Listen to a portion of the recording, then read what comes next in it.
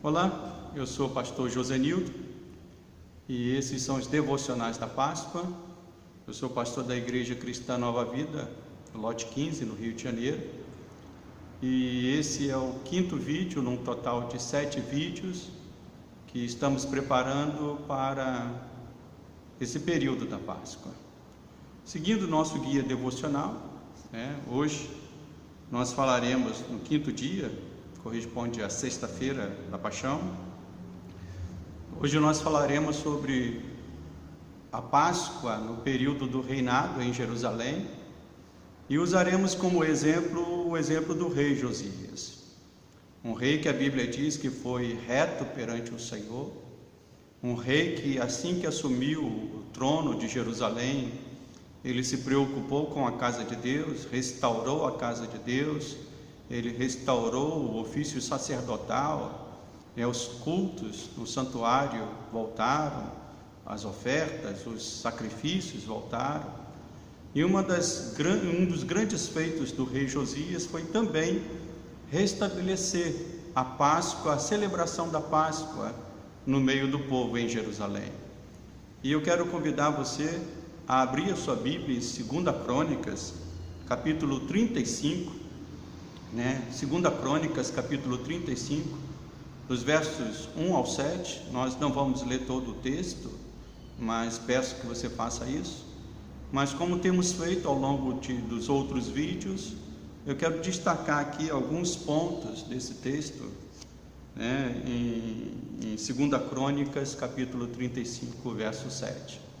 O primeiro ponto é que para qualquer judeu, a palavra Páscoa logo despertava outras palavras. A palavra Páscoa sempre estava associada com outras palavras.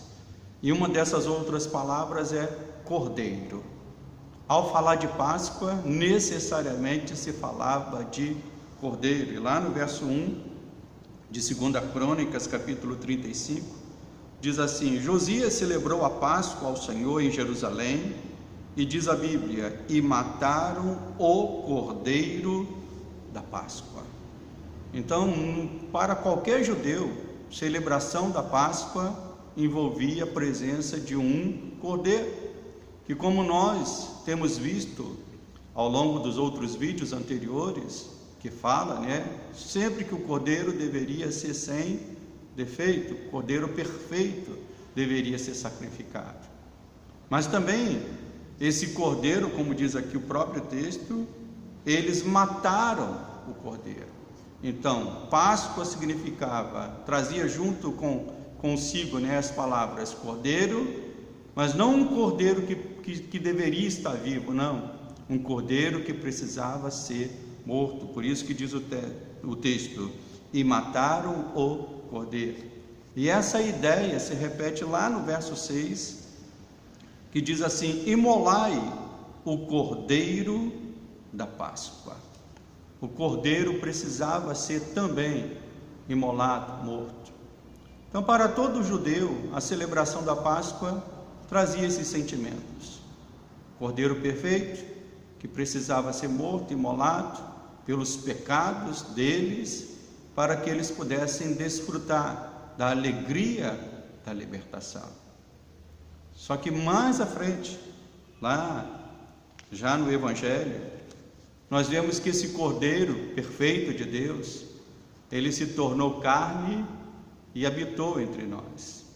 E também numa celebração de Páscoa, lá em Lucas, no capítulo 22, verso 19, você pode anotar e depois ler, ou já abrir e ler nesse momento, pausar o vídeo e ler Lucas 22, verso 19, diz a Bíblia que Jesus reúne os seus discípulos, celebra a Páscoa no formato judaico, mas institui um novo rito, que nós chamamos de a ceia do Senhor.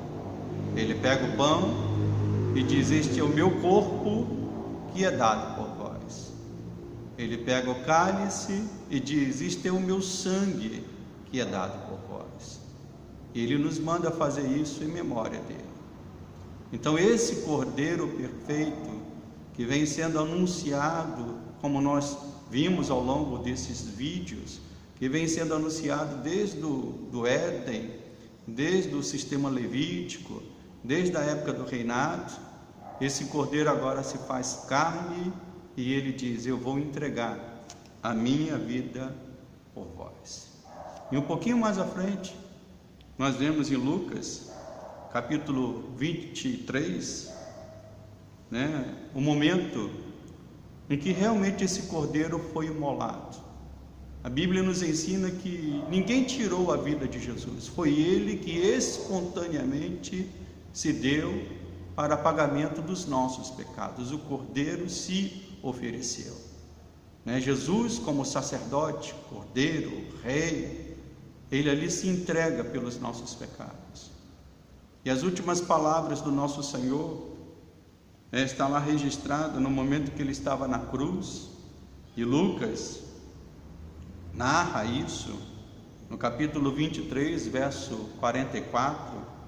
Ele diz: já era quase a hora sexta, e escurecendo-se o sol, houve trevas sobre toda a terra até a hora nona, e rasgou-se pelo meio o véu do santuário. Então Jesus clamou em alta voz: Pai, nas tuas mãos entrego o meu espírito. E dito isto, expirou, ou seja, morreu. Tudo aquilo que Deus foi mostrando ao longo da história, e a linha desses devocionais é exatamente essa: mostrar o plano perfeito da salvação de Deus. Tudo aquilo que Deus vem mostrando ao longo da história, o Cordeiro perfeito, que seria imolado, que seria entregue na cruz do Calvário. Esse Cordeiro foi imolado pelo meu e pelo teu pecado. E o que nós temos que fazer? Reconhecer que esse sacrifício perfeito é suficiente para pagar por todos os nossos pecados e nos garantir a salvação.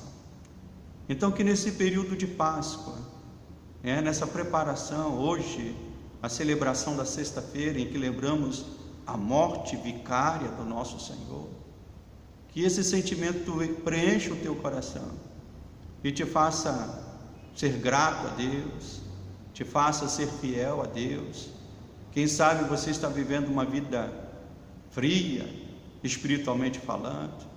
O convite do Senhor é para que você olhe para a cruz e veja que o preço já foi pago, o Cordeiro já foi imolado pelo meu e pelo teu pecado.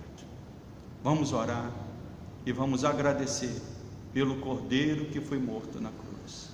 Senhor nosso Deus e nosso Pai, eu te dou graças, porque o Cordeiro perfeito veio, se entregou por mim, se entregou por este irmão que está me ouvindo, se entregou por esta irmã que está me ouvindo, Pai. Oh Deus, que essa certeza preencha o nosso coração, que o sacrifício do Senhor já foi dado por nós, o sacrifício perfeito, o sangue já foi derramado, o Cordeiro já foi imolado, Ele tomou sobre si todas as dores. O que cabe a nós é reconhecermos o senhorio dEle em nossas vidas e nos alegrarmos por tão grande salvação. Por isso, meu Deus e meu Pai, que neste período de Páscoa, Senhor, corações se voltem para Ti, vidas se rendam a Ti, Pai. Que não seja simplesmente a celebração de ovos, chocolates. Não, Senhor, Páscoa não é isso. Páscoa é o Cordeiro perfeito que foi imolado pelos nossos pecados. Senhor, te dou graças e te peço que essa alegria da salvação sempre permaneça nos nossos corações, não somente nesse período de Páscoa, mas para todo sempre, até a volta do nosso Senhor. Eu te convido a você continuar nessa jornada. Amanhã teremos outro vídeo e que Deus possa te abençoar abundantemente.